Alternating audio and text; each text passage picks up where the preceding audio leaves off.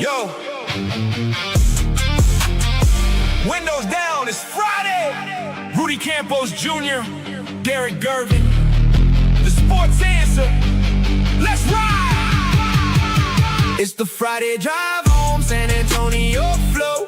Rudy and Derrick live on YouTube. Here we go, streaming online, podcast wherever you roam. NBA, NFL, Spurs, and hot takes. We on the zone. Powered by Salem, surround San Antonio. Hey, man, it is the Friday drive here at The Answer Now TV. Rudy Campos Jr., Derrick Gervin, the man, the myth, the legend, the Hall of Famer, Derrick Gervin, always with us on a Friday drive. And we've got a lot to get into before we do, Derrick. Salem Surround 210-526-3635. Proud sponsors of us here at the Sports Answer, the Friday drive, man. Need that brand. You don't want to be like Atlanta and not show up. You want to make sure your brand is represented every day of the week, every second of the week. You call Salem Surround. It's 210-526-3635 today. How you feeling today, Derrick? Because, man, NBA just like blew up last night in so many different ways. Wow. First of all, I want to say good evening to everybody. But, Rudy, I got to give a shout-out to Shamai first because that intro was hot. I know. That's the first time I've looked skinny since I was born. I mean, I can tell you right now, AI made me look good. And now I'm training a little bit harder now so I can get that. But the cool thing about the intro, Derrick, was I was actually your height. So you either came down to 5'8" or I went up to what, 6'8"? Is that what you are? 6'7"? 6'8". 6'8". So one of us either shrunk or got taller. But nonetheless, that is a fire intro. Shout out to our producer, man. He does a fantastic job here. You guys can see a number at the bottom. It's the Friday Night Drive Show. It's the call-in number, Derrick. We got a call-in number now, 830-499-1852, the Salem Surround hotline. You want to call, you want to ask us questions, you want to get into some sports talk, you want to tell Derrick that you were a fan of his when he was playing ball over at UTSA or whatever, give us a call, 830-499-1852. We got one phone line open right now, so hopefully we get some calls in, but if not, join us in the chat. Derrick, as mentioned, so NBA kicked off, there's a couple of series that closed, obviously yesterday, a couple of series that closed before, one of them being the Spurs. We're not going to really hit the Spurs just yet. We're going to kind of tease it a little bit here. OKC obviously moved, Spurs move on. The Knicks moved on as well. Let's just, I guess let's just talk about the elephant in the room here. When you've got the Atlanta Hawks, who are now a done playoff team, when they go 72-22 at one point in the game, they end up losing 140-89, a 51-point loss. I don't have words for that. I'm not a former NBA player. I'm a former NBA Live player on Xbox, but you're a former NBA player. Seeing that, how does that make you feel? 51-point loss in the playoffs?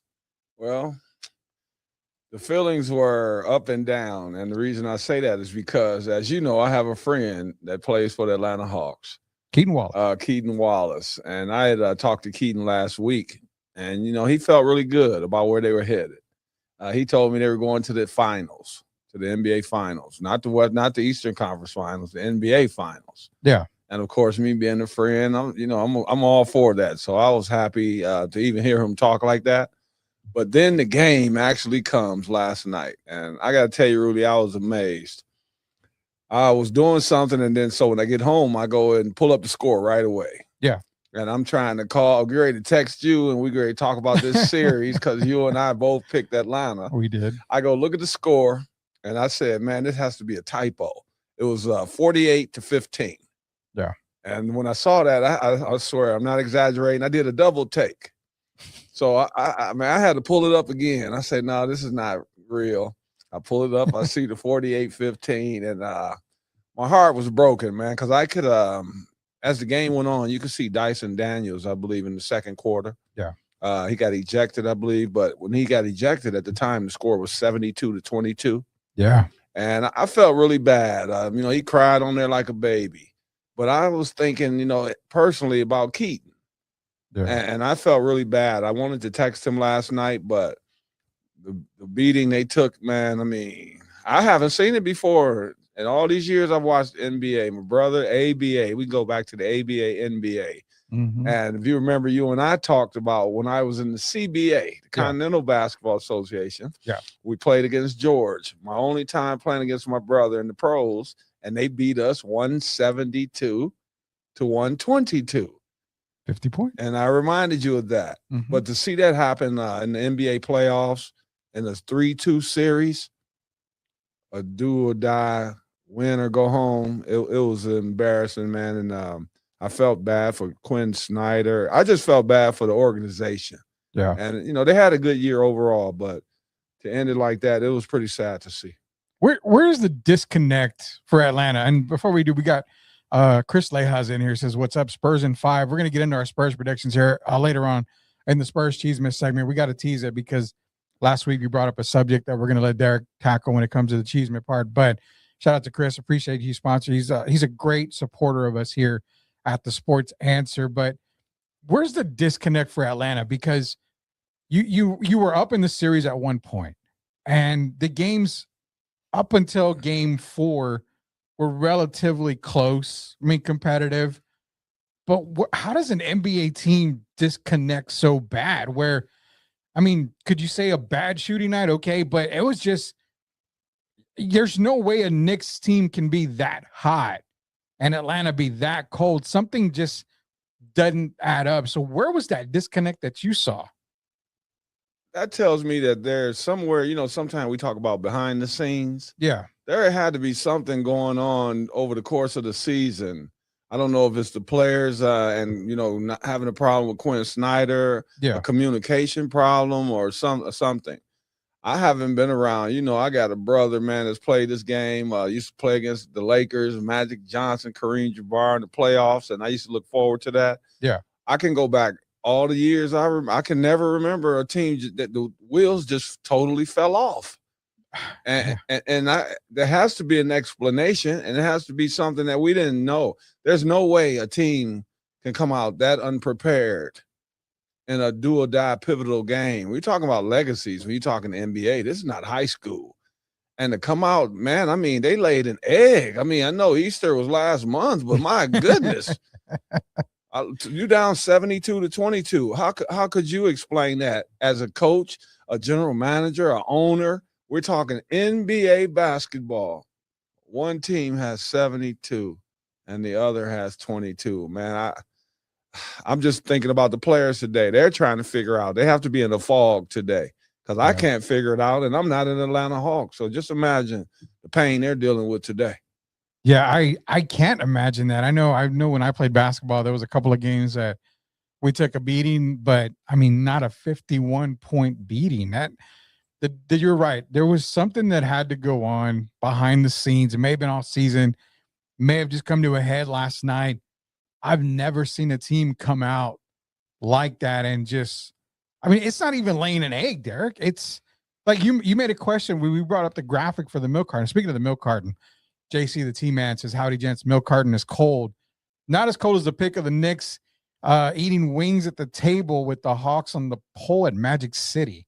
I've yet to see that one. But, you know, you said, are they even worth getting a milk carton? And that's kind of how we felt. I mean, there's I feel bad for the team, but can you really truly feel bad? Because I mean, they were the ones that were playing. That's the way I look at it. I mean, you laid the egg. I mean, you got to make the bed. You got to lay in the bed that you made. They laid the egg, but it was a Humpty Dumpty size egg. That's the bad part. Not just a normal egg, a Humpty Dumpty.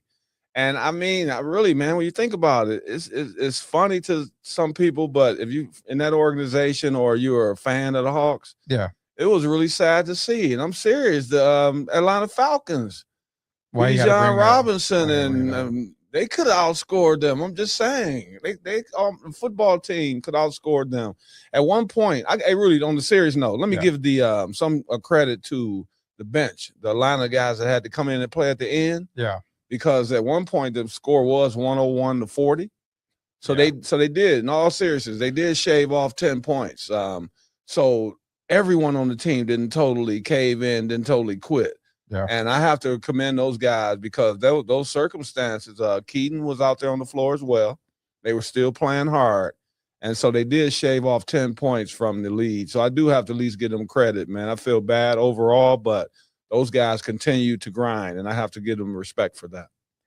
Well, I was contacted last night, and I was told that this is probably the worst beating in Atlanta. And I said, no, this doesn't add up to a Super Bowl loss that Atlanta went through. We're not going to bring up the scores. We're not going to bring that up anymore.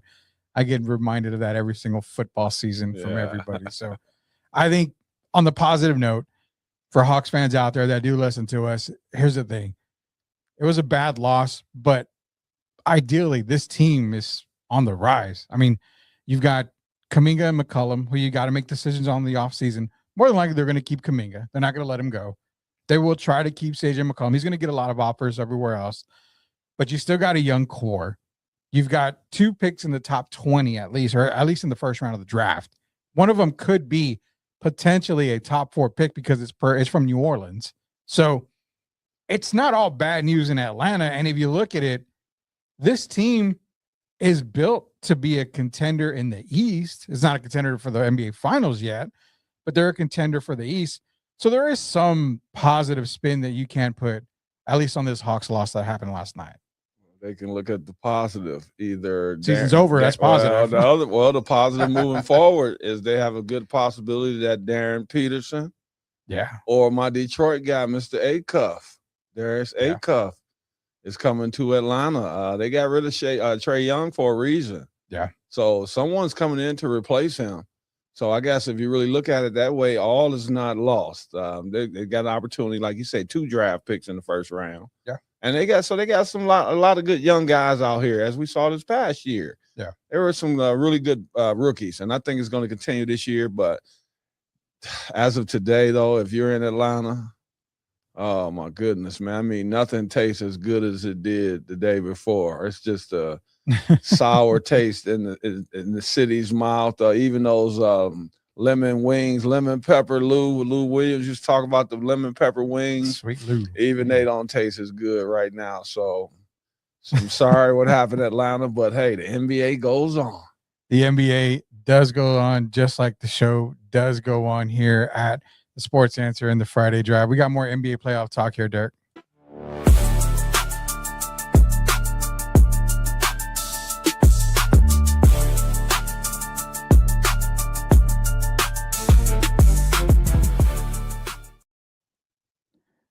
All right. So, basically, the NBA playoff predictions that we were making earlier, Phoenix obviously didn't have a chance against OKC. We talked about that. Spurs ended up beating Portland in 5. I think I said 5 games. And, a lot of everybody said 5 games. Portland was going to lose in 5. They ended up doing.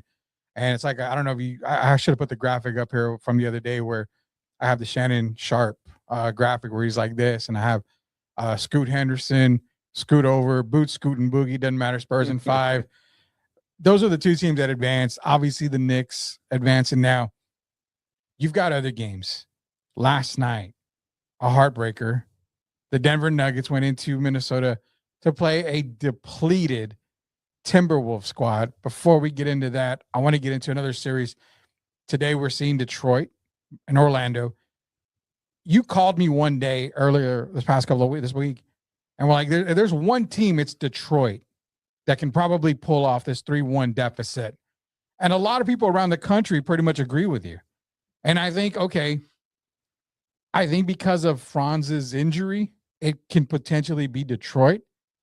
But I think out of Detroit, out of Houston and LA, of the 2, I think Detroit may have the advantage of getting, back into a game 7. You still think on the Magic? Can the Magic basically close it out tonight? Is what it is. Wow, that's a tough one. I know one thing I'll say is Orlando's a team. They've had some ups and downs over the last few years, and I know you're a fan. And I was an Atlanta Hawk fan and been over. And I've liked the Indiana Pacers and Halliburton and all these guys. Yeah, Orlando, with the ups and downs, I have to question if they can finish. Wagner's injury comes at a bad time, and it's been a weird playoff. It's been a weird season. Yeah, so it's hard. I'm saying the Pistons. I'm going to say the way they've played all year, they're going to somewhat get back to that. Yeah. I'm hoping it doesn't take Cade having to get 45 points. But if someone else can step up, Tobias had a pretty good game, and all of you, I love Tobias Harris. That's a personal family friend there. So to see him play well, but it's going to be tough. I'm going to take the Pistons. I think they're overdue. I think Duran's overdue for a good game. And when I say good game, I just mean something that was close to what he was doing during the regular season. Yeah. It doesn't have to be a 20-point, 10 rebound game, but somewhere around there, he has to get about, 14, 15 points. Got to be double-figure rebounds, and he's got to, alter some shots around that basket and the hustle plays. And I think that'll happen tonight. I think someone else will step up. I'm hoping that they'll give Sasser and guys like that some more run. Yeah. Holland. Some players that have been mired in, they might say mediocrity, some people, but I don't think that. I think these guys should be playing. Yeah. And kind of like a Terrence Shannon from Minnesota. You got these guys on the bench. You got to use them. And I'm hoping that tonight that JB Bickerstaff will go to whatever is necessary to get this win. And I'm saying go Pistons. Of course, I'm a little biased. I'm born and raised in Detroit. It's going to be tough. But, yeah, I think the Pistons are capable of winning Game 6.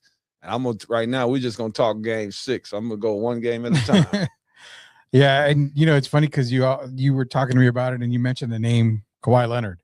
He's actually not rumored, but his actual name is getting thrown around the organization as a potential spot in Detroit, a potential landing spot. And it's a package surrounded around, Isaiah Stewart being a part of it, that package as well. So I think a Kawhi Leonard addition to Detroit probably catapults them.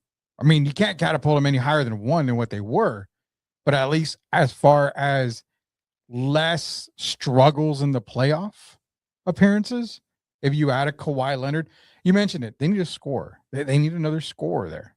And you mentioned guys like Devin Booker, Flint, Michigan's own Devin Booker. And then you also, we mentioned Kawhi. In the offseason, whenever it does happen for Detroit, that's got to be their biggest move. Well, Kawhi's my favorite player in the NBA. Yeah. But that move there, I can't see if it cost us Isaiah Stewart. And the reason I say that is because, I have feelings for Isaiah as well. I met him 2 years ago on his wedding day. Yeah. And so I have feelings for him. And I just think Detroit, you're talking about blue collar. Yeah. We're blue collar city. And who shows that better than Isaiah Stewart? So it'd be hard. It's like that's like the Bad Boys getting rid of Rick Mahorn and Bill Laimbeer. You're no longer the Bad Boys. Yeah. And I think the Pistons like this identity. I think Cade Cunningham really likes it. I think he embraces the toughness that Isaiah Stewart brings. And I don't know at this point, as much as I love Kawhi, when's the last time he made it through an entire season? I cannot bank. We putting our GM hat on. I cannot go and say that I can trust that Kawhi will be available during the playoffs.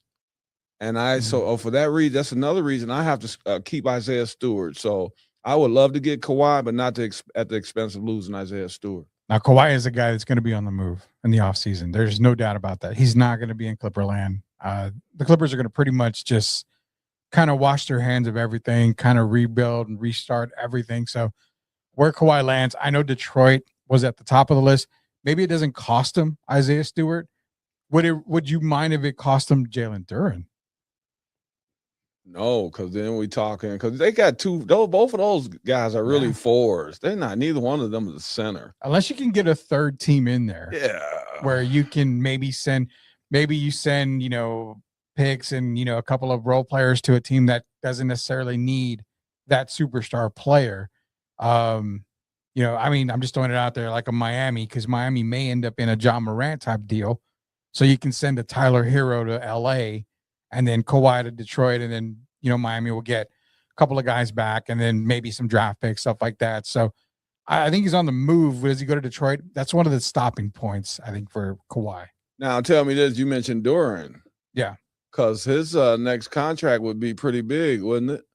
Yeah. I mean, he's probably making all NBA. Yeah, this year's already. I think this year I haven't seen the results. No, it doesn't come out until this end of but next he week, will be all NBA, probably third team all NBA, which already means a bonus. Yeah, he gets his raise. And now him, I like him. He had a great regular season, right? Yeah. But as you know, guys, and this is every year, people seem to sleep on this. Every year, players get exposed come playoff time. Yeah.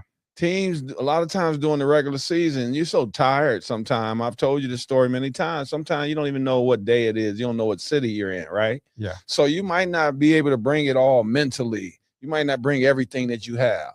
Yeah. But when it comes to playoffs, you're playing the same team night after night after night.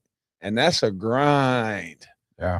And so when I look at the Pistons, I got to say this. I think we can win this series, but if they don't go out and bring in a scorer who can also put the ball on the floor, we don't need shooters.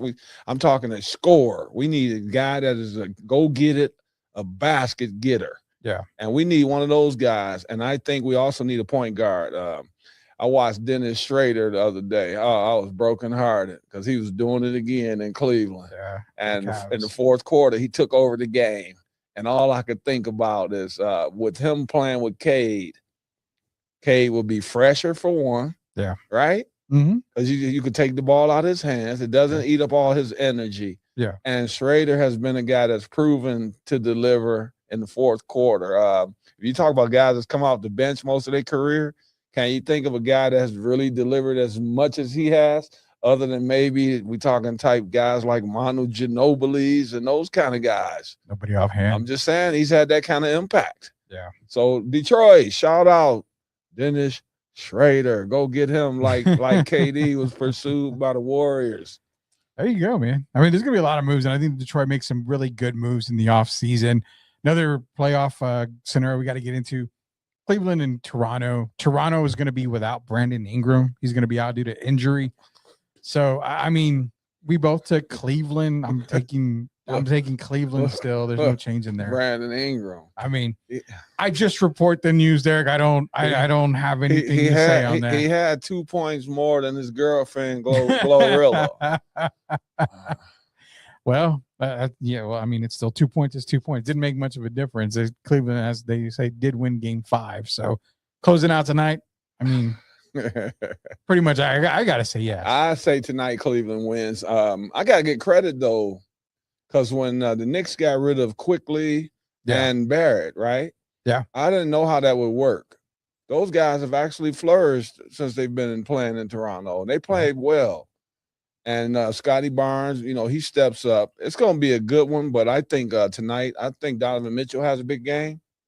One of those 35-point games. He's another guy that delivers in the clutch. Yeah. And I think Cleveland closes it out because they know you don't want to go to the Game 7. Anything can happen. So I think, they're going to – it's also do or die for them. So, I think Cleveland pulls it out tonight. Cleveland does pull it out tonight. You got a couple more series. I know Spurs fans are waiting for us to talk San Antonio. We're going to get into Spurs talk. Trust me, we're going to get into Spurs talk. We don't want to go we don't like to start the show with just Spurs and local stuff like that. We got to get into a lot more stuff because the Spurs talk tends to go a long time. You see that scrolling underneath us right there? That's a phone number. That's a Salem Surround hotline, 830-499-1852. You want to call into the show? Call into the show. You can talk to myself and Derrick, ask us questions, give us your comments. You have any takes on Spurs Wolves? You got any takes on any of the playoff series? Any take whatsoever? Be sure to give us a call on the Salem Surround hotline. It's going to be 83. You can see it going across the screen, 830-499-1852. Shout out Salem Surround, sponsors of the Sports Answer and the Friday Drive. Derrick, the other two series I want to get into real quick. Both of them, they have a lot of questions, a lot of, different aspects of the game here. One of them is the Philadelphia-Boston series. And I'm bringing that up only because we have a graphic. It's called the dynamic change that you brought up, how one player can turn a series around. Now, Anthony Edwards went out. Dante DiVincenzo was out. Didn't make a difference against the Nuggets. But then you talk about the Joel Embiid effect. Now, if people remember 2 weeks ago when we started talking about the NBA playoffs, you and I both made it clear the Philadelphia 76ers, when healthy, are probably the best team in the East, top to bottom. When your fourth best player is VJ Edgecombe, that's pretty darn good. Well, now they're healthy and they're giving Boston all that they can handle. Game 7 tomorrow. The dynamic change with Joel now. This series has completely gone upside down if you're a Celtic fan. Well, I wrote on Facebook, and I told you last week I wrote with the healthy before the series started. I said with the healthy Joel Embiid, you talking about a real series. Yeah. And we looked at some of the series like Minnesota and Denver, and we picked out some of the toughest series that we thought would be the toughest. Yeah. But not a lot of people mentioned Boston and Philly. No. And so you look up what happens. Embiid gets cleared. I think appendicitis. And so he doesn't play the first game or whatever, or game or two. And then he plays and kind of gets a taste of it. And now we're watching him play and getting his legs under him. And that's the scary thing for Boston. Yeah. Boston is a team that's the easiest to figure out in the NBA. If they're making threes, they're winning. If they're not making threes, they're losing. Yeah. They shot 41 threes the last game, which is not a lot for Boston. Yeah. I expect them the next game to shoot about at least 50 threes. And the difference will be, are they going in or are they not? I say they're not because I believe in Philly. I like what I'm seeing. Mm-hmm. And I don't think they have an answer. Kata is not an answer for Embiid. And the biggest thing for me is that you have to double team Embiid. You don't have to double team a Maxey or Edgecombe. And then my guy, PG, is back. Playoff P. Paul George. Now he's got the name back. Paul's been working. I mean, he's been playing very well. He looks healthy. So this might be a surprise to some people, but styles do make games. And I'm going to pick Philadelphia to win Game 7. I really am. I think they can outscore Boston. I think the shooting has been up and down, but I think they'll limit Tatum and Brown enough. Jaylen Brown has not been the same Jaylen Brown we've been accustomed to the last 2 years. Not MVP caliber. No. So I'm going to go Philly. I'm going to ride this wave. I'm going Philadelphia 76 to the team that drafted me. Yeah, a couple of weeks back, I did, when I said I would take Boston, but I took them in 7. But I did put a little asterisk on that pick, and I said if Joel Embiid comes back healthy, I would switch it to Philadelphia. I mean, he's healthy. You figured, well, he's just coming back. Is he going to be good? Is he going to be beneficial? Well, it sure as hell is beneficial for Philadelphia as they are tied with Boston 3-3. Going into a Game 7, I think all momentum is Philadelphia. I'm going to ride that wave too. And then what happens is Philly plays the Knicks. And guess what, New York? I would just say, take a big bite of that big apple, get on your couch and just have another drink of your choice because the season ends because of Philadelphia.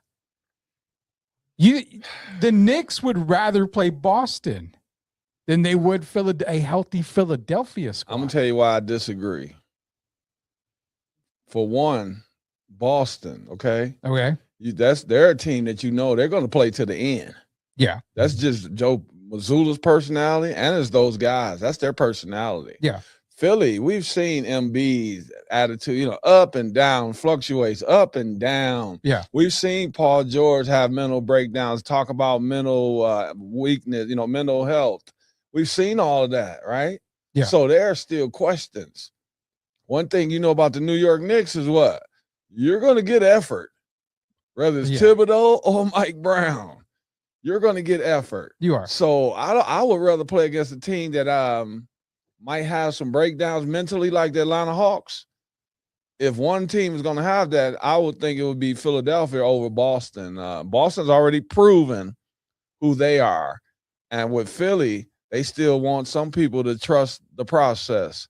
So I would rather play Philly, the team that has maybe some mental weaknesses, as opposed to Boston, a team I know is going to fight till the end. But you don't think, and I'm throwing this out there, the reason why I kind of say Philly is because do you feel, and I kind of see it in these guys' eyes, that Joel Embiid and Paul George, as much as successive they had throughout their careers and as much playoffs as they've been through, the battle test there, do you not see that they may have accepted the fact that this is Tyrese Maxey's team and that they are supporting? Now, you remember, if they do that, Philly's even tougher. Yeah, I don't believe Embiid has come to that conclusion yet. No, Not yet? No. Man, but no, because even with the conversation we had a little while ago, what did I say? You have to double team Joel Embiid. Do you have to double team Tyrese Maxey? No. So who does that make the main guy? It would be Embiid. You can do your scouting reports. You can do anything, right? But without Embiid, they get run off the floor in 4 or 5 games, 5 games, right? With Embiid, it changes the whole dynamic of the series because you got guys like Shireman and Hauser and all those guys. Yeah. When they're not under a lot of pressure, they knock down shots. Yeah. Just having that dimension, that guy on the floor on the other side of Joel Embiid changes the whole dynamic of the series. The way you have to defend, the way you have to be on move on offense, it changes everything. And I think people, when you really dive into it, that's going deep into basketball, going into the mental aspect. Yeah. But when you got a guy like him, Kada, say Embiid's rolling, who would you pick to win that series, that game? If you got Joel Embiid getting 35 as opposed to Jaylen Brown getting 35, which team would you win if they both got 35? Who would you pick to win that game? That's a good question. I mean, if Embiid's rolling, that Philly's tough to stop. I pick Embiid. And the reason I would pick Philly is because if Embiid gets 35, that usually means Maxey's got what, 26, 28. Yeah. Okay. Paul George 22, 8 rebounds, 7 assists, things like that, right? With Brown getting 35 right now, we don't even know how's the health of Jason Tatum right now. Which is, there's a question. I know that's my whole point. So when you add it all up, I'll go with Philly tonight. And the Philly-Boston series we'll get into later. Hopefully that happens. I really want that to happen, but we'll see what happens. But the Knicks, I don't think they really want to see Boston. I don't think the Knicks want to see anybody, to be honest with you. I don't know. You know, you've got Brunson. And, I mean, Brunson's going to Brunson. Cat's going to Cat. But it's almost like you're looking at the Hawks were just toyed at the end of that series, man. I mean, could we really get anything out of New York playing against the Hawks? I get it. The Hawks won 2 games, but the fever. But after that, but I mean, fever. After those 2 games that Atlanta won, it's just kind of like they KD'd the rest of the series. They kind of just didn't care. They got their playoff moment. And that was it. So I didn't really get a whole lot of the New York Knicks. What was scary to me was that they still struggled when Atlanta was kind of keeping it competitive, game 4 and 5 a little bit there. But they still managed to pull out. And I get it. Mike Brown, you and I were talking about Mike Brown being fired a couple of weeks back. Now he's, kind of cushy right now, at least for one more series. Yes. But that's where I think, I think whether they play Boston or Philly, I think it's going to be a tough matchup for New York regardless, because both of these teams are not Atlanta. They're leaps and bounds better than Atlanta. And I don't know if the Knicks are ready for that. I mean, I should have put Mikal Bridges on the milk carton. I don't even know where he's been. See that, but they're going to play hard. Oh yeah, no doubt. And so a lot of these series, man, you go into the games expecting certain people to show up. Yeah. Playoffs, you don't know. Playoffs exposes people, man. I mean, everybody can't handle that pressure. Yeah.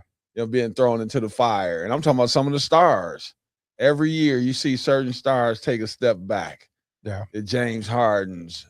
You look in the stat sheet, he's going to be 5. How many turnovers did James get today? 6 turnovers, 7. Yeah. Certain guys, you just know they cannot get over the hump, right? Yeah. And then you got certain guys, and I'm going to give them some credit, man. They keep saying the guy's too small to lead a team to a championship.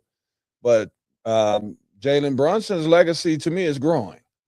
Okay. He's had some up and down games, right? Yeah. But when it's on the line, when all is said and done, when it comes down to games like the last game, the clinching game, did he show up? He shows up, and he shows up big. Yeah. The game before that, he got the 39. He set the tone, because you remember I told you 39 points and C.J. McCollum 6 points. I told you that's not good. No. And so we see what happens after that, the residual effects after that. But without Brunson, and I have to give Jalen Brunson some credit, because I know it was hard. And we watched him, and I'm sure you saw it. Shemaiah probably saw it when he was having words with his dad. Yeah. And you could tell it wasn't a nice conversation, right? Yeah. But and to me, it looks like Dad was honestly, I could be wrong. I don't know. Just my opinion. It looked like Dad was telling him more about sharing the ball and trusting your teammates. And what that did was also energize Mike Brown. Mike Brown made some changes. If you notice, he started putting the ball in Cat's hands more in the last 3 games. Yeah. He became kind of like the point center, Jokic. And how did that pan out for them? It panned out fantastic. Yeah. But the question with that is, now that it works so well against this particular team, what do you do when you play the next team? Because remember, styles make games. So do you still go through Cat first, or do you go through Brunson? So there's still a lot of things to figure out from series to series. Yeah, either way, it's going to be a good series. I think one of the better series that we're going to see in the rest of the playoffs here. Couple more matchups we got into. Then we're going to get into Spurs talk, as we got our comment here from Spider. It says, no Spurs, no. Yeah, I love it. I mean, if you don't like the Spurs, you don't like the Spurs. No Spurs, big deal. No. Out of here, one big deal is Salem Surround Hotline. Brand new this week, brand new every single week. 830-499-1852. You want to get your comments in, questions, you can give us a shout out here at the studio. Another 2 more series before we get to the Spurs series, because obviously you're going to play the Wolves now. We're going to get into that. We got Lakers and we got Rockets, and we're going to go tonight. LeBron is on that legacy trip, if you want to say. And okay, they go to game 7. I'm thinking Houston's probably going to end up winning this thing as is if they go to game 7. LeBron can go be the first player not only to have the most points in the NBA, not only have, I believe, the most turnovers in the NBA history. I mean, he's got so many records, good and bad. How about adding that only player to ever lose to a team being up 3-0 in a series? We talk about legacy. They talk about him being the GOAT, at least in this generation. How does that ruin his legacy if it happens? Well, it won't ruin his legacy, but it'll put a stain on it. I'll say that. Because there are already some people that don't believe LeBron is the GOAT, me being one of them. I don't even have him in the top 7 for me, to be honest. That's just me. Hey, everybody has their own feelings. I've watched a lot of basketball. Different. I've watched a lot of hoops. Yeah. I got him 8th all time. But if he were to lose this series, the team, I won't just say him. I won't just put it on him. This would be a stain on the Lakers' legacy overall, not just LeBron's. Yeah. You bring in all these guys, spend all that money on Luka, and I know he's hurt, but he's still on the roster. Yeah. And then to be up against a team, and then Kevin Durant basically bailed out on his team. Oh yeah, I'm calling. I love KD, but KD, come on, man, you shot yourself in the foot with that one. That you tainting your own legacy. But LeBron, if they lose this series, man, it's gonna be a lot of talk, okay? Yeah. And a lot of it will be directed at him. But for me, it'll be directed at JJ Redick, because this is his ship now. Yeah. And so LeBron can only do so much. LeBron has actually played well. He's played within the team, the framework of the team. He has. I mean, I've given Bron his credit for this playoffs. I'm like, man, I don't like you as a character player, because a lot of stuff that you did after you went to Miami and the game just changed because of it. I've never disrespected his game. I mean, I can clearly say he's one of the best to ever play the game of all time. I don't have him ranked way up there, but he's clearly one of the best. But yeah, JJ Redick, I mean, it's the team blew the 3-0 lead if they end up losing. If I remember, the team just doesn't mean player 1 through 15. It's coaching staff. It's everybody. So I think you're right. And I'm agreeing with you. JJ Redick should be have that target on him, because where's the adjustments? There had to be some kind of adjustment somewhere. I don't even know if it's plays, running plays, those kind of adjustments. You hear me? I think what's the best way to beat the Lakers, honestly? It's been the same recipe all season, to play hard. Yeah. If you play hard, that's what they've ratcheted up the defense. That's what Houston has done the last 2 games. Yeah. In the first 3 games, they played like they were regular season games. Yeah. The last 2 games, they put it all on the line. And that's what it's about. If you look at it first, the Lakers were getting production from guys like Luke Kennard, who I love Luke, but I mean, we talking Luke is just a 3-point shooter.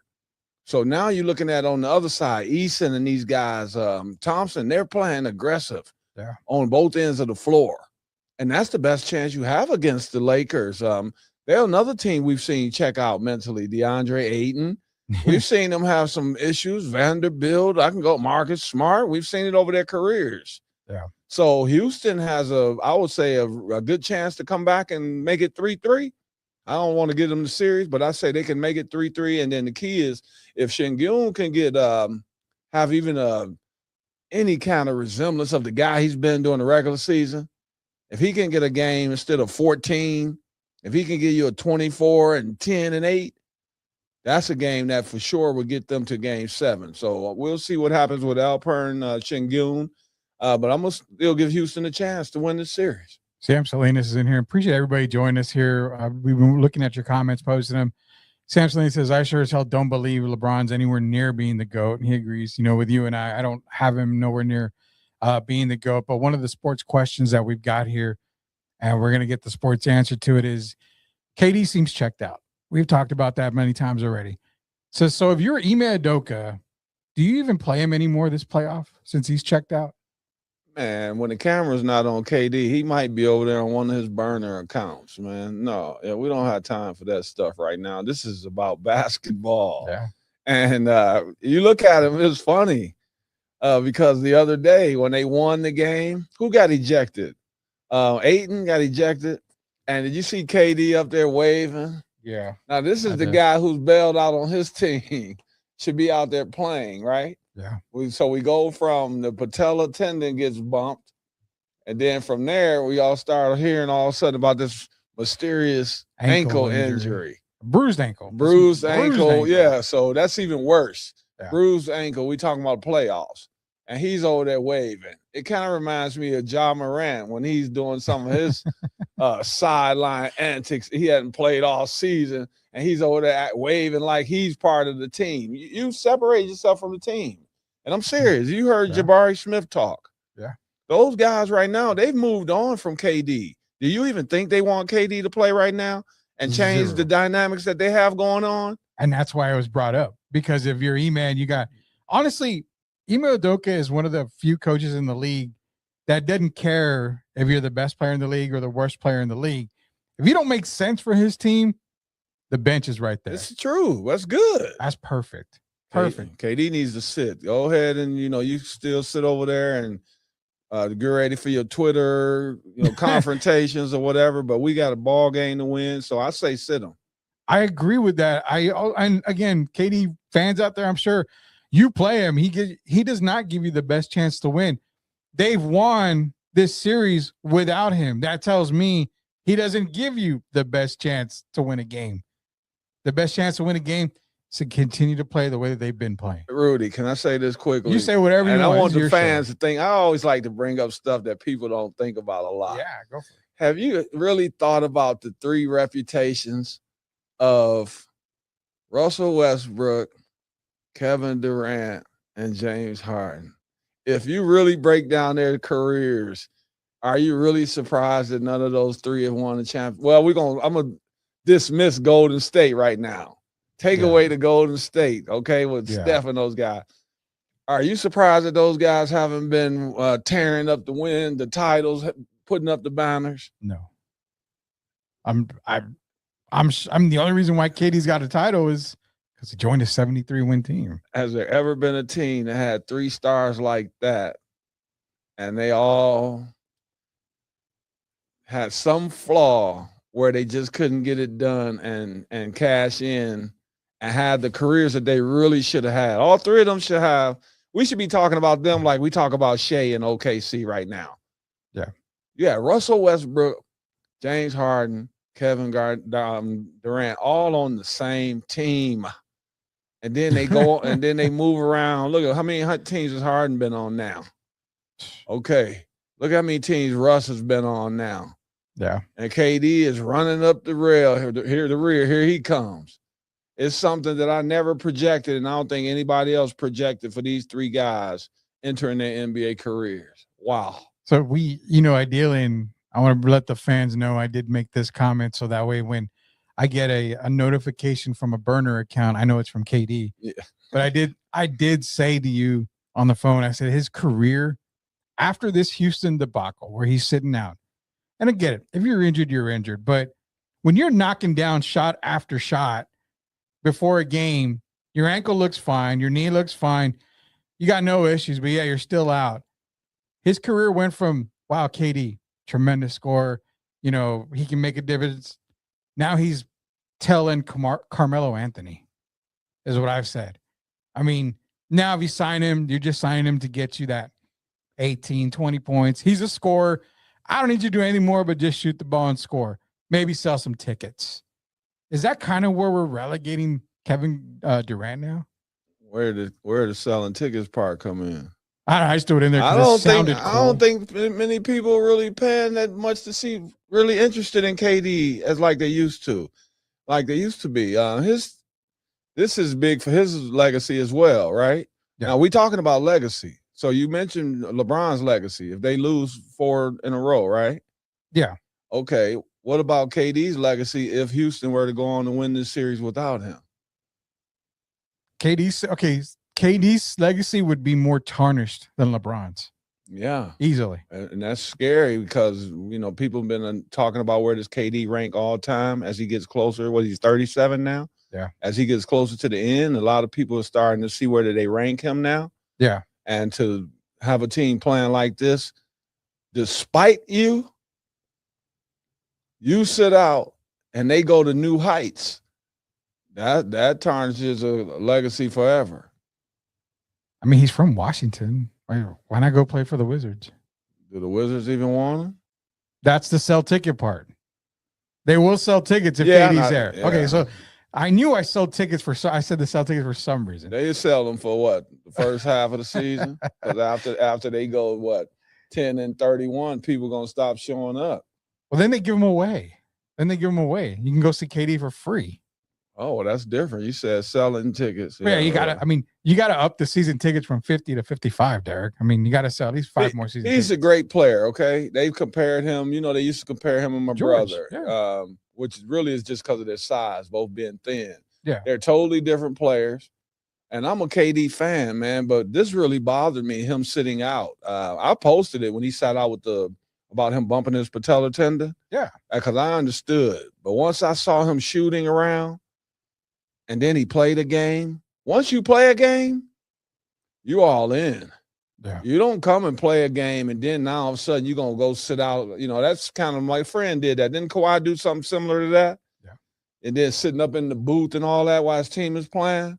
Once you're in, you decide to play, you're in. If you can't go, you don't go. But once you start playing, you have to be all bought in for your team. I agree 100%, man. Y'all guys want to call into the show? You can call into the show. You got our Salem Surround hotline, 830-499-1852. Leave comments. You want to call in, you'll be live on the air with us. So don't think you're just calling for a voice recorder and all that. No, you will be live on the air with us here on the live stream on Answer Now TV. This is the Sports Answer, the Friday Drive. Derrick Gervin, Rudy Campos Jr. Quick question, Derrick, before we move on to the last series, because we're talking a ton of NBA basketball here. And it's from Jeff Garcia, our buddy over at Spurs and Focus here. You can find Spurs and Focus on Answer Now TV. Rudy, is it time to rethink that Udoka is all that as a coach? What do you think? I mean, I think coaching-wise, he's good, but, I mean, I've got mixed emotions. Well, I think he's a good coach. I've never thought he was a great coach.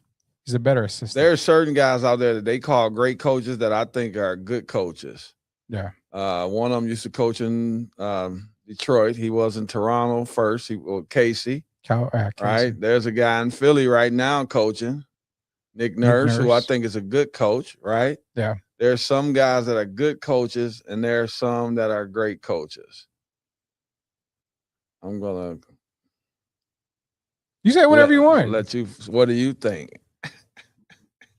I said Ime is a better assistant coach. I liked him as an assistant. He's a good head coach, right? Yeah. But he's for me, he goes in there with Ty Lue. I just said it, Nick Nurse, Casey. Yeah. And I ain't gonna put Spoelstra in there yet. But I don't know if we can ever put Spoelstra. And I got to name the first guy because he's the first guy I met when I went to the NBA to get drafted. When I went to the NBA pre-draft camp. Yeah. In 1985, the first guy I met's name was Glenn Doc Rivers.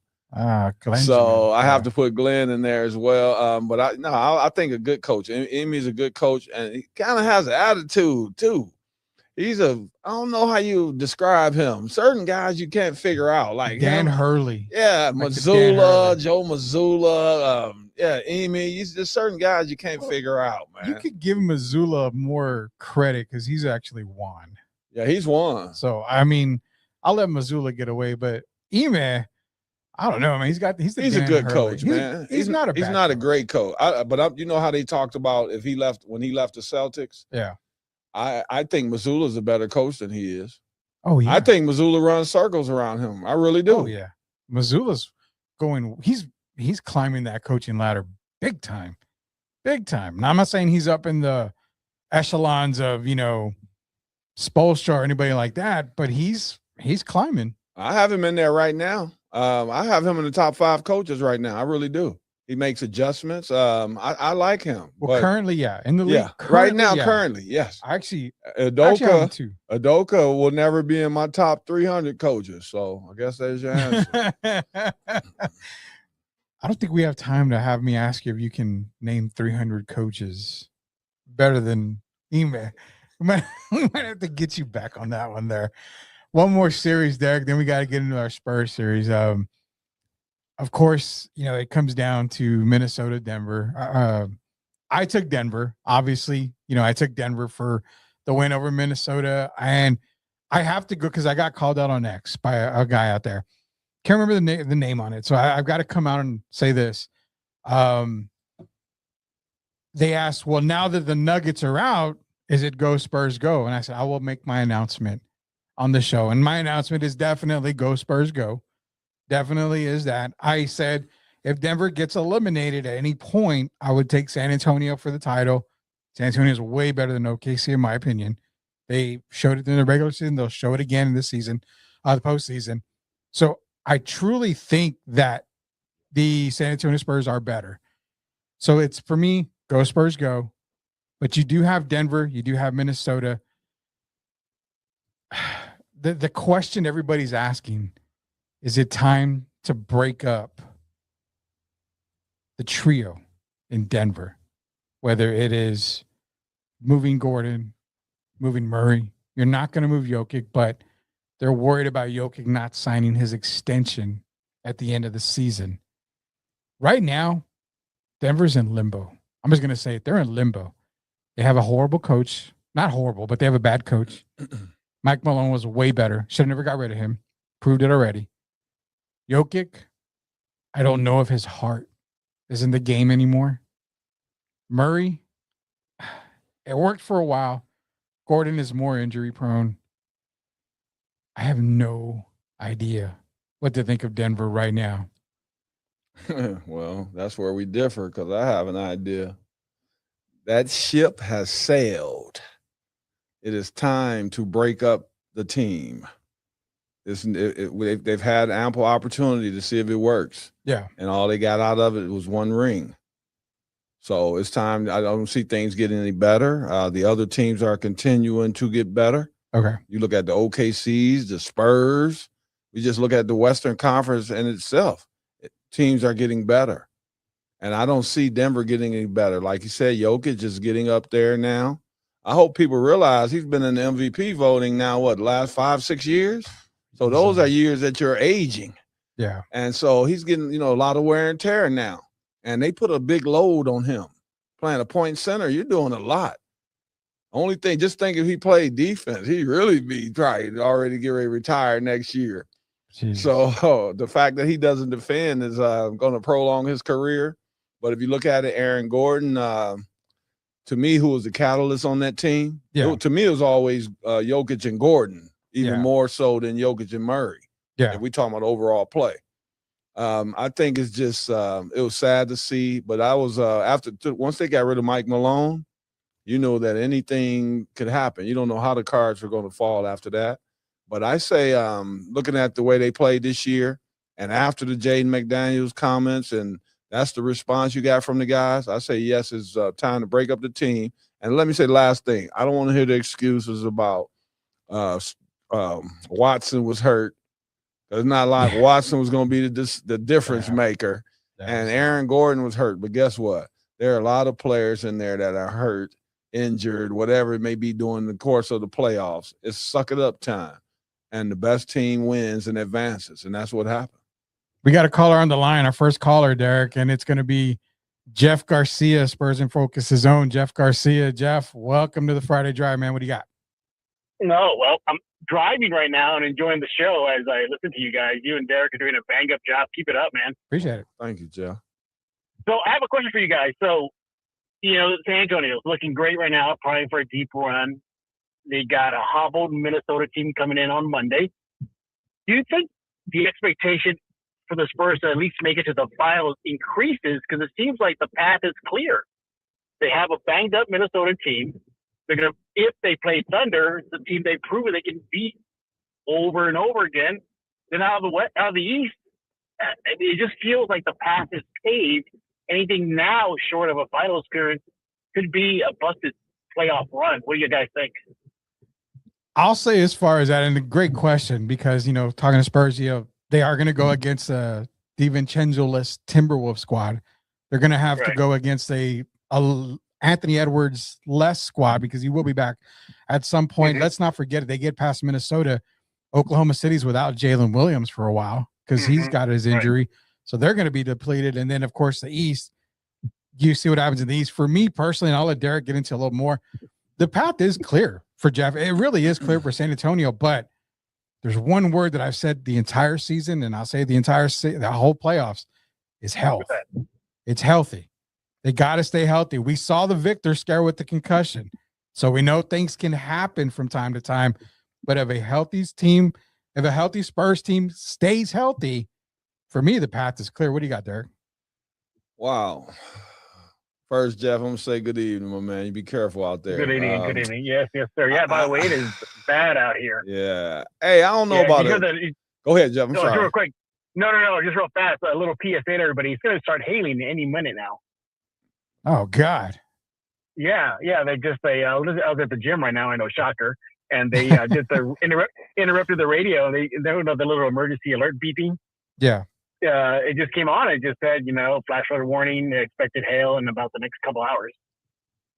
Hope we don't get it. Yeah, I know. Clear over here at the station, but well, I'm over here in downtown, so downtown is pretty rough right now. Don't send it my way, Jeff. Don't send it my way, please. See, my path is not clear now. See? Yeah, your path is not clear. My path is not clear right now. But Derrick, you were saying, it just feels, Derrick, that there's no excuse for the Spurs to, at minimum, make the finals. At minimum now, because I mean, what other major obstacle is there other than OKC? But again, regular season proved that Spurs can handle those guys. I'm more. The reason I say it's hard to say that the path is clear is because we just saw what happened to Anthony Edwards, DiVincenzo, the Soon move. We can go on and on. It's been a weird playoffs. But if the Spurs stay healthy right now, I would clearly have them the favorite over every other team, because all the other teams are encountering injuries. We don't know now the situation with Jason Tatum. We know Embiid, his situation could change from Friday to Saturday. Yeah. So if you look at it that way, yeah, clearly the Spurs are the team right now that's head and shoulders above everyone else. I just wonder how things are pan out when you got boy, it's tough. Jalen Williams, if he comes back. Because we always talk about styles, Jeff, and as you know, styles make games. Yeah. With a healthy Jalen Williams, I don't think we win 4 out of 5 games. I'll say that.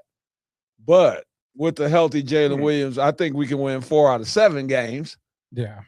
So yeah, I think it would be a different series if we were to play OKC because, it comes down to who makes the most adjustments. Is it going to be Daignault or is it going to be Mitch Johnson, who's still inexperienced? Yeah. So we still don't know. We haven't seen Mitch really tested yet. But I'll say this, not to cut you off, but you mentioned coaching. Mitch has a better coaching staff, I think, than Daignault does. Even though they've been there. But look at the adjustments that Mitch and his coaching staff have made so far this season.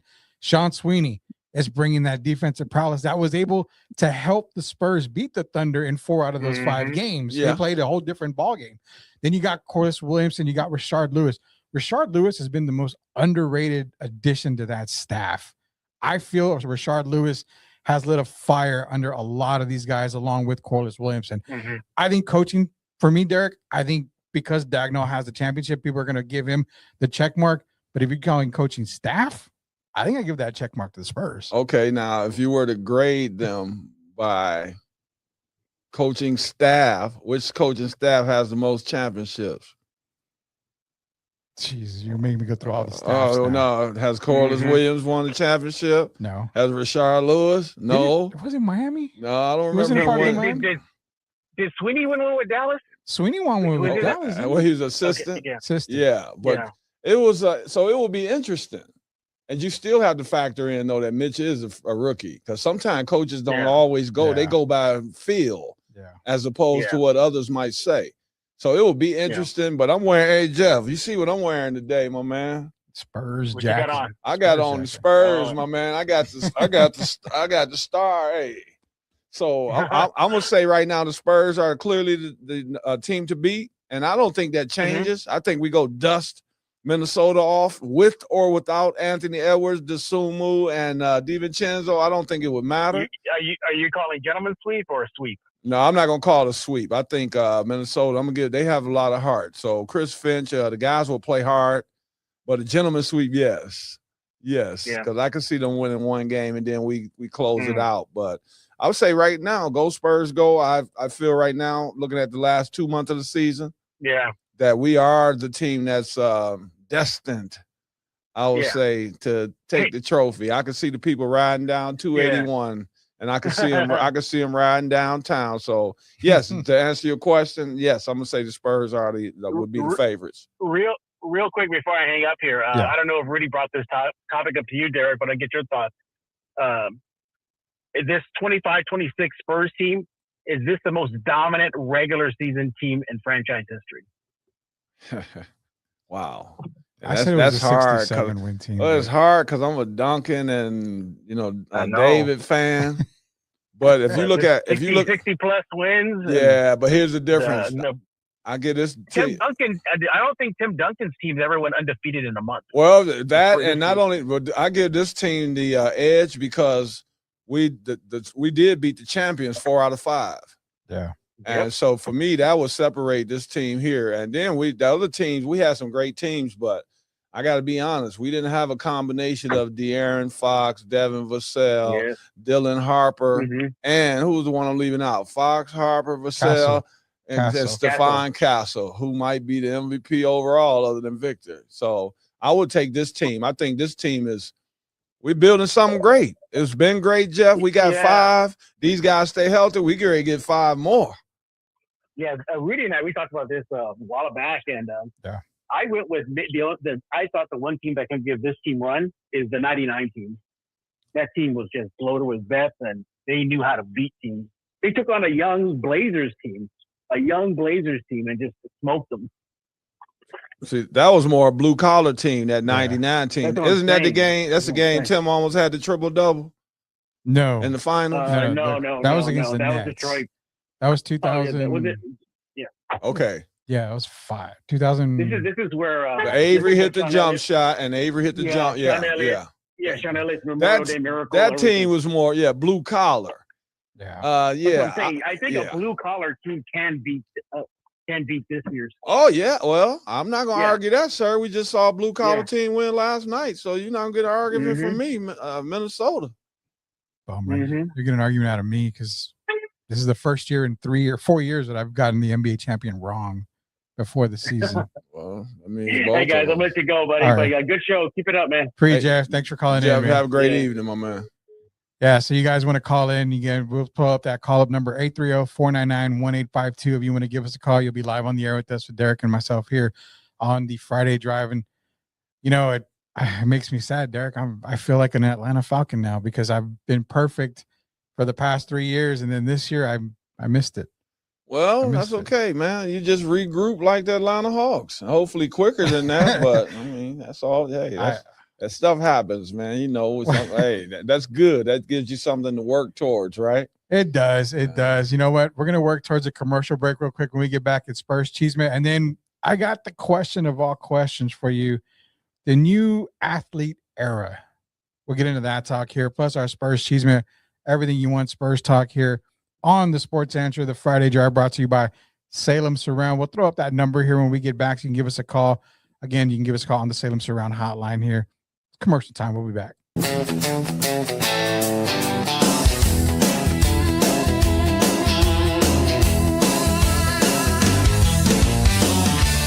You've been watching The Sports Answer, brought to you by Salem Surround. Salem Surround is proud to be San Antonio's premier digital marketing agency, offering a wide array of services like digital audio, email marketing, online reputation management, SEO, social marketing, and more. Visit salemsurround.com, San Antonio, and stay in the game.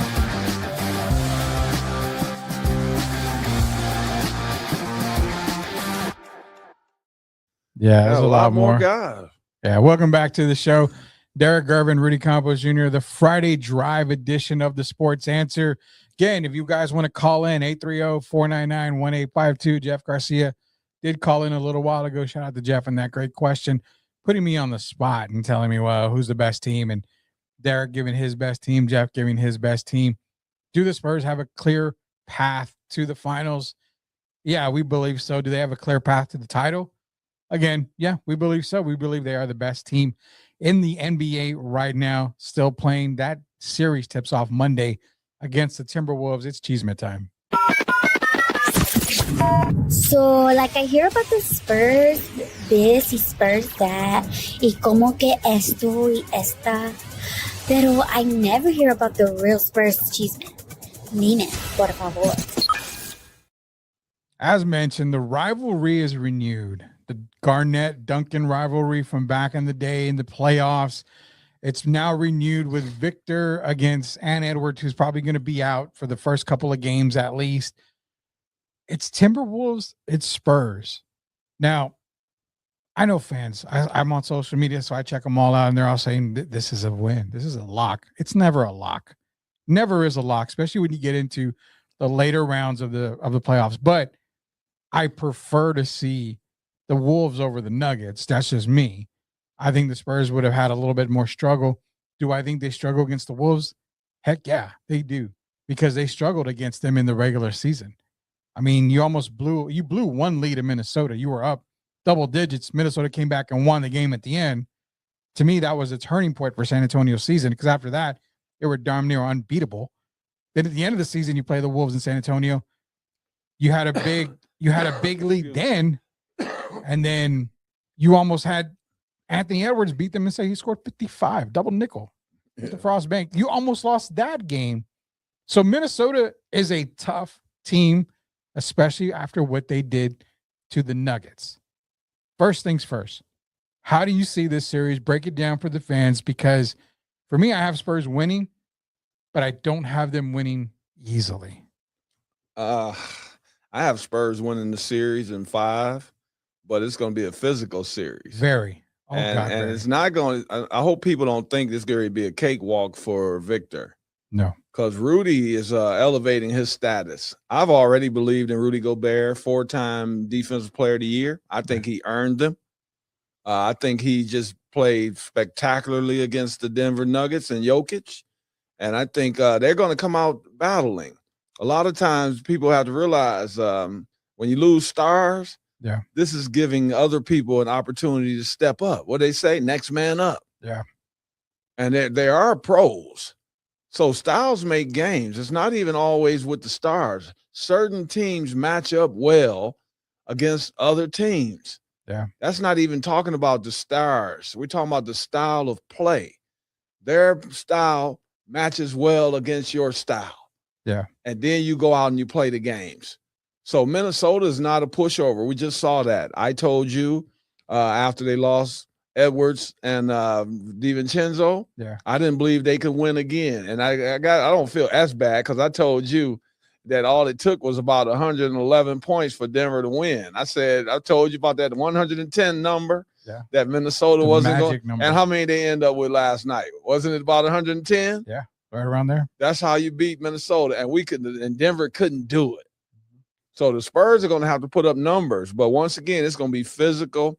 Every time someone cuts to the basket, they're going to be a lot of forearms. They're going to be some elbows. It's going to be a physical series. It's going to be a gritty series.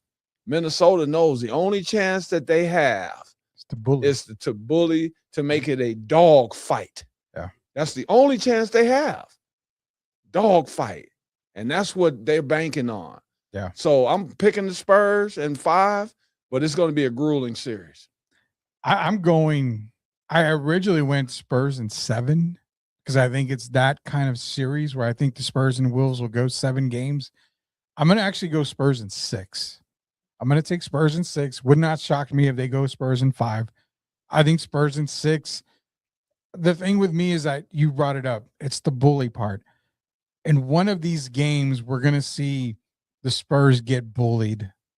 And not like they haven't been bullied before, but it just takes a toll because you play a game here, you play a game a couple days later, then it's like a 2-day break. And it's kind of similar to now, but Minnesota is way more physical than Portland. They are proving it. Jaden Daniels is not going to run his mouth and say that team doesn't play defense. Spurs play defense. Now Jaden Daniels knows they play defense. They're a damn good offensive team. We got to just play physical. Rudy's going to be physical. Julius Randle's got a big body. He's going to be physical. And the one question is who guards Randle? I mean, yeah, the Spurs can guard him, but then you've got other guys, McDaniel. Don't forget Terrence Shannon. I mean, he was huge. He's the key. That guy. Massive key. The guy plays well every time they put him on the floor. I don't understand that. I'll never. Chris Finch, I don't understand it. This kid can play. I actually was talking about him with a friend the other day from Chicago, a friend of mine. We were talking about him. Yeah. He's an X factor. I wish he was in Detroit. I'm just saying the guy performs, and they're going to have to play him a lot more in this series. Yeah. And that'll give the Timberwolves a better chance by playing him because he's a problem on both ends of the floor. Yeah. But I just think the Spurs are too much. But I have to ask you quickly. Yeah. Is your prediction based on with Victor and Dosunmu or without? I mean, with Edwards and Dosunmu or without? My prediction is with Dosunmu and Edwards out for at least 3 games. And you say the Spurs will win 4 out of 6. Yeah. I think I got him in 6. I'll take the Spurs in 6.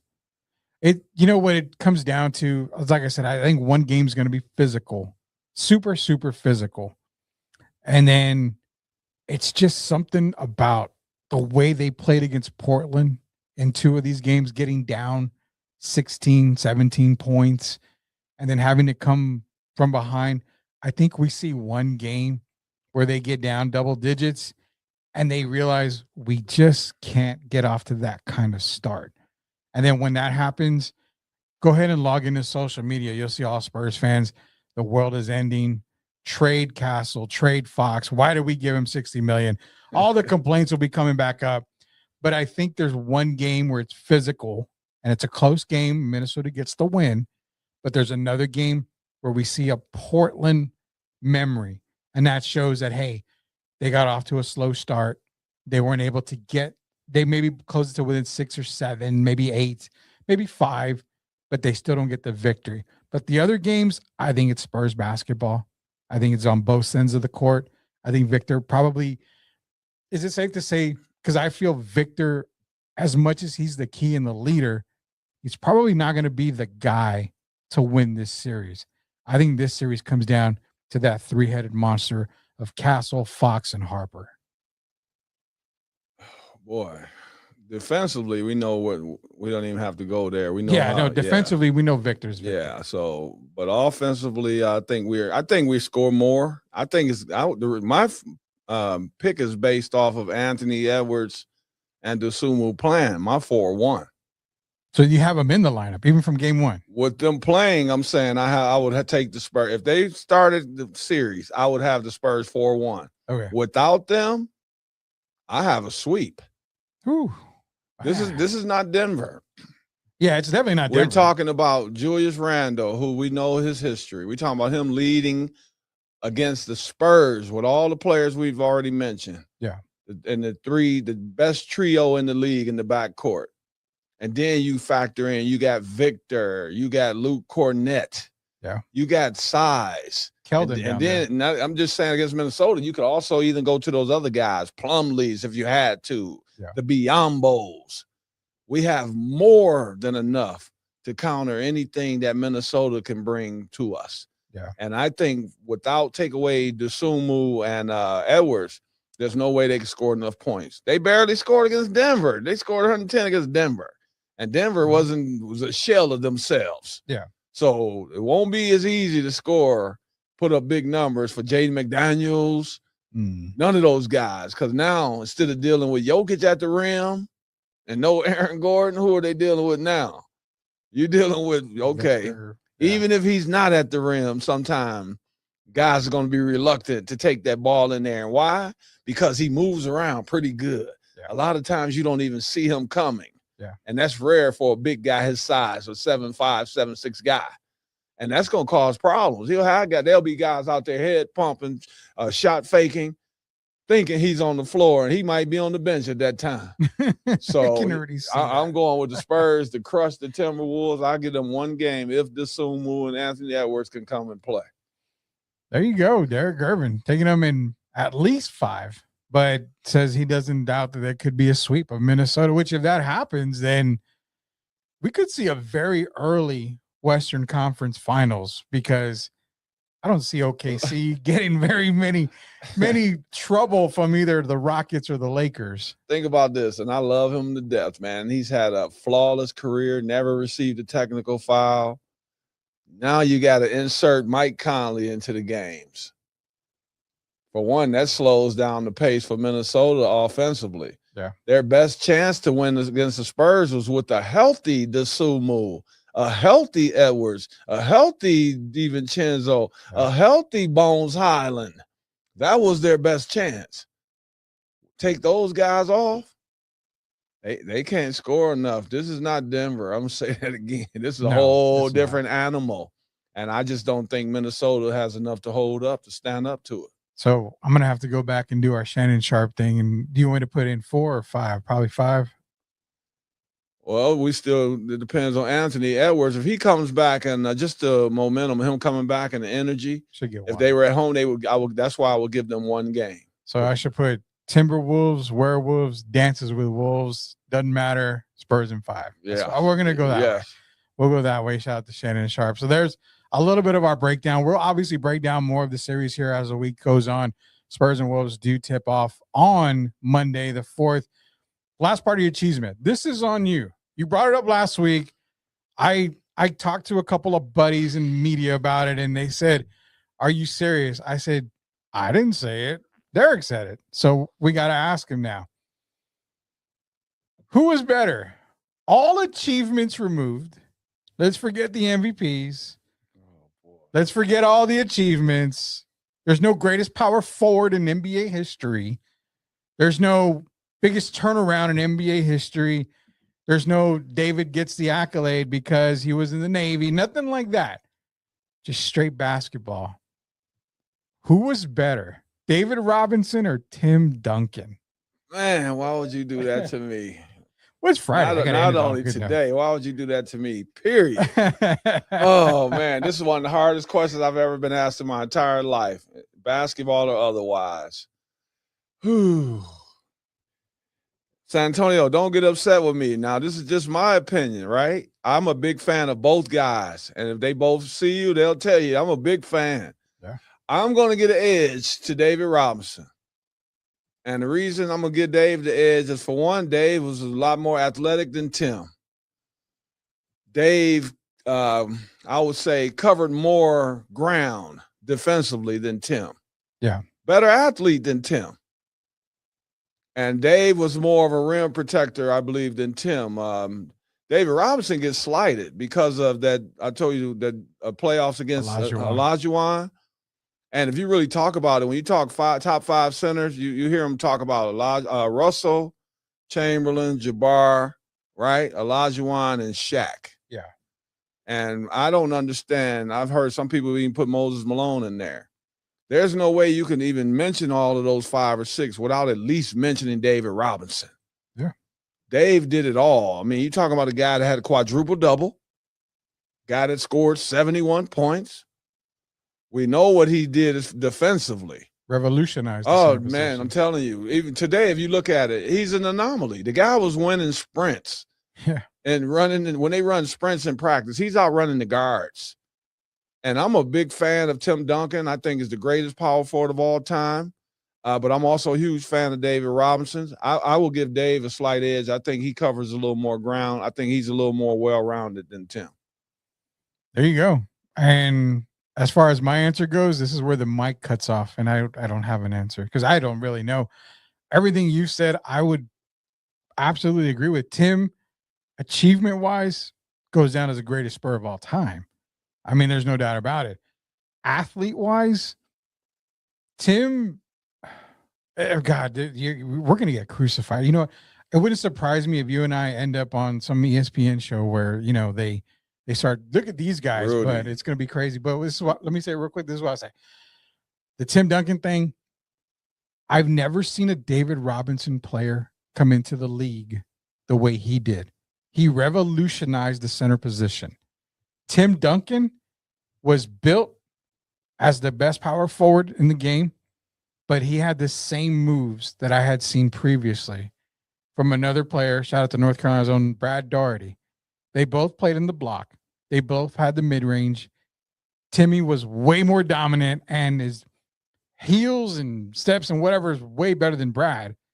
But I get that part. But when you talk about athleticism, yeah, I mean, we've never seen David Robinson, just like Wemby. Think about it. Yeah, I mean, you never have. You never have. I don't want to get you upset before you go a little more. Pistons 30, Magic 44. I just got their word from Mama Reed here. Said Pistons are down by 14.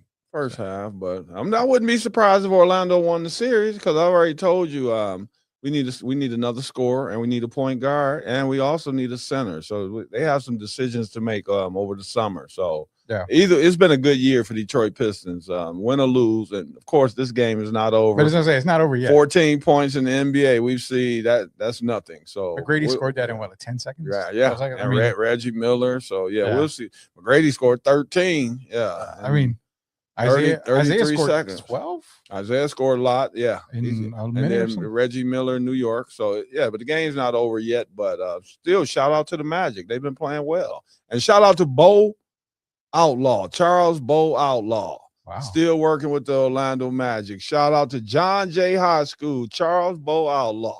We're gonna have to get into the figure out the high school side of things here. So you got a little bit of pushback from Jeff. He says Rudy, Derrick, but 5-0, David Robinson didn't have the footwork and the diverse post game like Tim Duncan.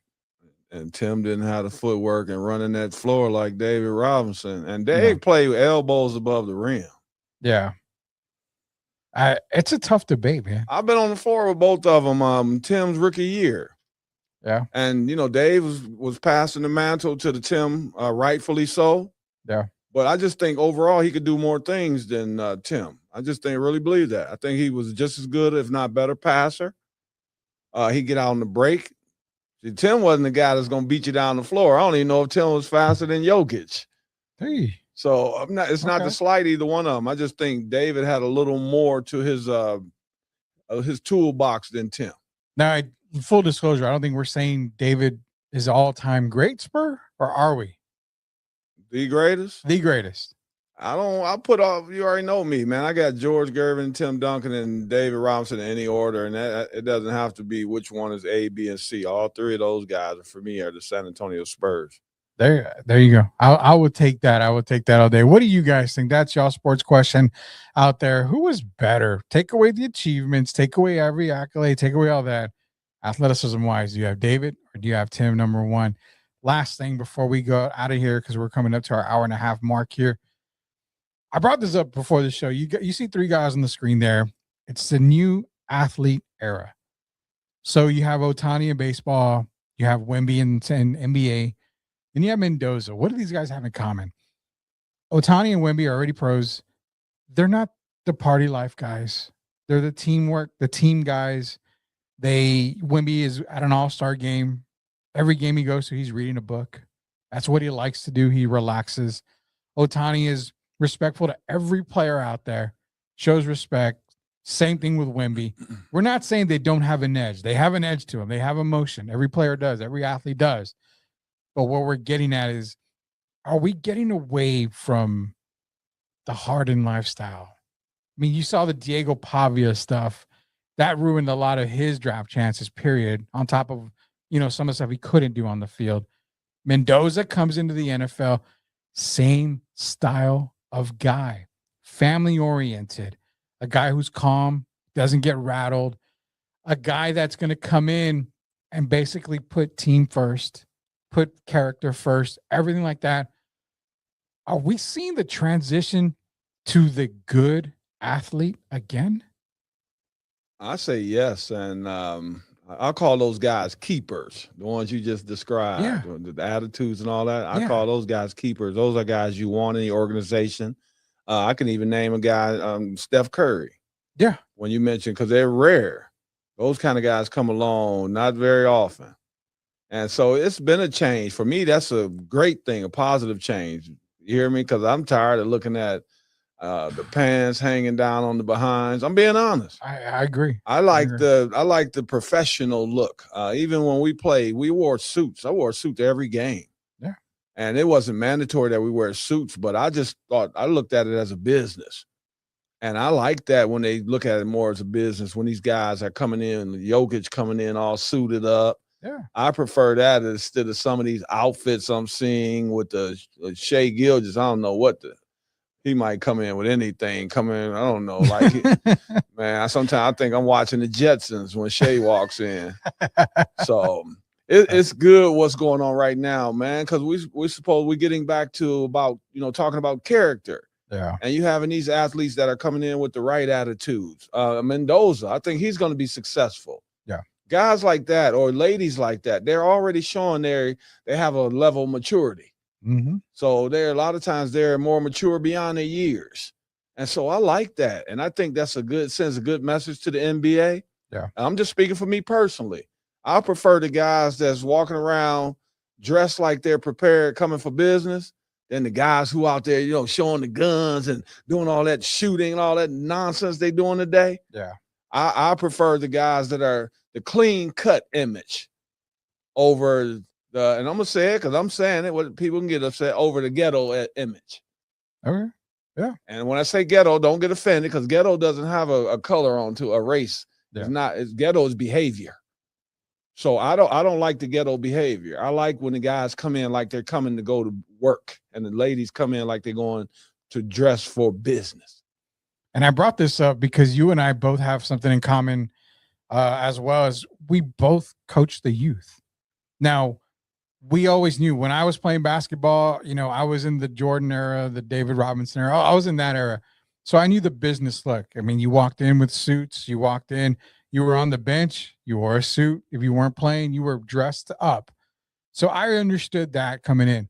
When this new era of basketball came in, these new players of football, basketball, MLB, whatever, that's when you started to see the transition from the youth to the way they look at him. Oh, look how cool he is. Look at him on the court. John Moran doing all these things on the court, and I'm going to do it on the court because why? Now you're in that social media stage where everything's about looks and views and all this. Now I love it because you mentioned the Wemby, we mentioned Otani, Fernando. These guys that are coming in and are basically saying, we don't do that. We come to work. We come to do what we have to do. We respect our opponents. We don't want them to win. We want to beat them, but we respect them at the end of the day. I'll give you your credit. But then I go home. I'm not on the streets for 2 a.m. I'm at home. I'm resting. I'm being a family man. That's what I'm getting at with the new age era here.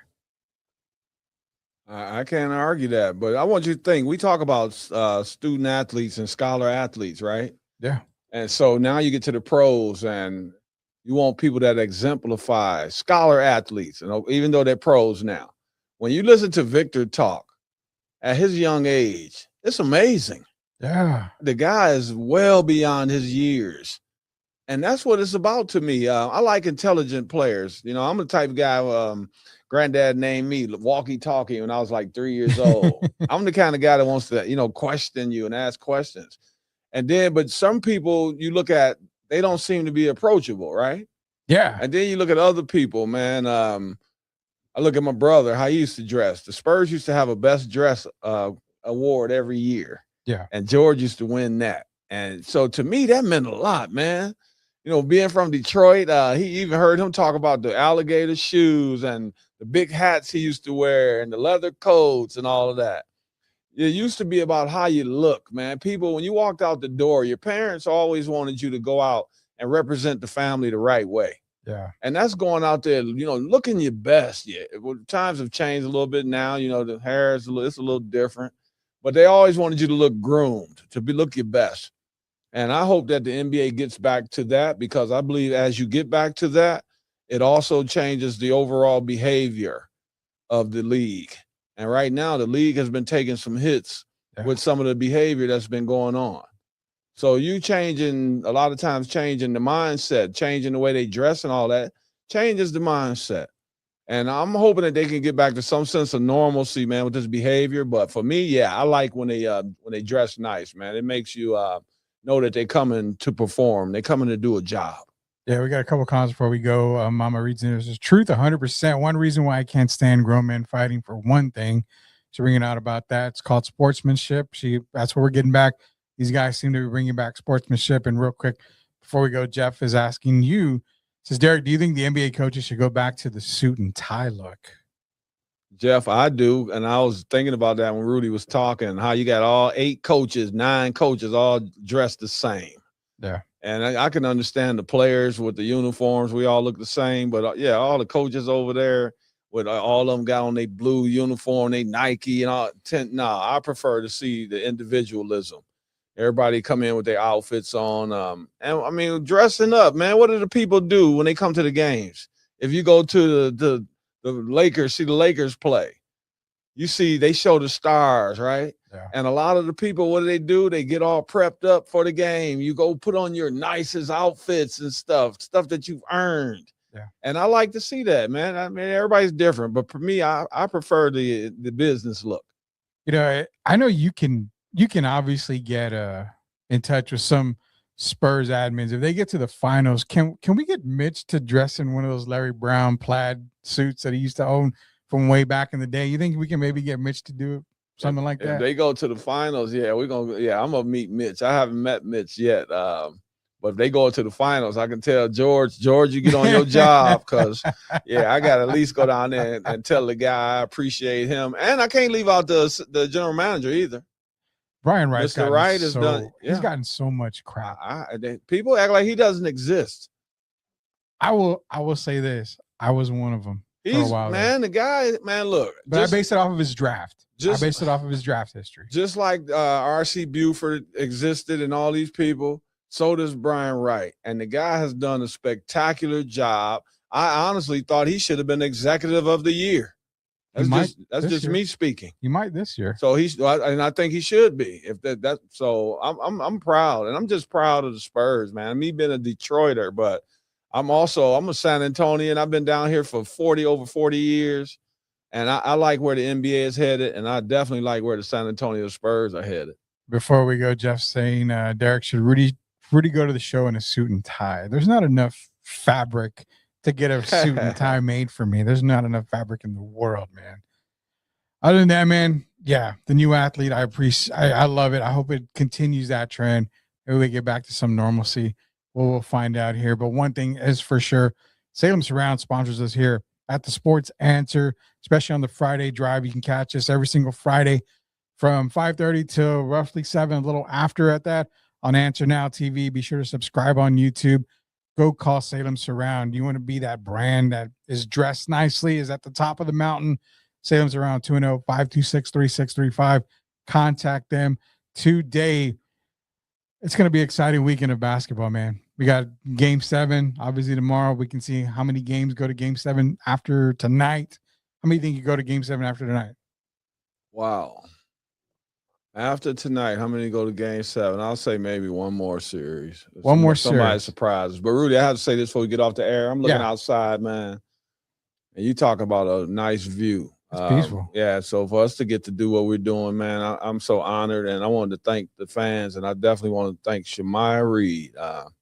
Man, this is like heaven, man, sitting here looking over the city of San Antonio and the team that's getting ready to be the 2025-26 NBA champions. So what is that? The race for seis, right? So it happens this year. What do you get to 7? Because 7 in Spanish is siete. I have no idea how they're going to come up with that slogan. That's going to be awesome. So Spurs fans, I hate to say it, but your title run may end at 6 because I don't know if they can get anything past siete there for 7. I just seriously doubt it. Let's get to 6 and then go from there. All right, we got to get to 6 first, man. Until then, hey, guys, appreciate everybody joining us here. Appreciate the comments. Appreciate the phone calls. Again, you can call into the show. Again, starting next week, call into the show. You can ask us questions. You can do whatever you want. Love everybody that has supported us this entire time. For Derrick Gervin, it's Rudy Campos Jr. When you have those burning sports questions, we got the Sports Answer. Give us a call. We'll see you guys next week. Stay safe.